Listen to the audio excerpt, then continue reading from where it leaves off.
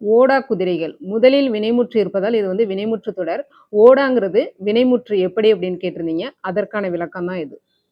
இப்போ குதிரைகள்ங்கிறது அஃறிணை பலவின்பால். இது ஓடா அப்படிங்கிறது எதிர்மறை வினைமுற்று. இந்த அஃறிணை பலவின்பால் எதிர்மறை வினைமுற்றாக முடியும் போது ஆ விகுதி பெற்று முடியும். அஃறிணை ஒன்றன்பால் வந்து எதிர்மறை வினைமுற்றாக முடியும் போது தூ விகுதி பெற்று முடியும். இப்ப பாருங்க.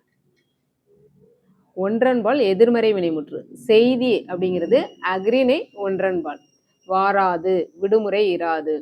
இதே அஃறிணை பலவின்பால்னா செய்திகள் வாரா, ஆ விகுதி பெற்று வருதா? விடுமுறைகள் இரா அப்படின்னு அஃறிணை பன்மை எதிர்மறை வினைமுற்று வந்து ஆ விகுதி பெற்று முடியும். இப்போ ஓடா அப்படிங்கிறது உங்களுக்கு புரிஞ்சிருக்கும். அஃறிணை எதிர்மறை வினைமுற்று. நன்றி.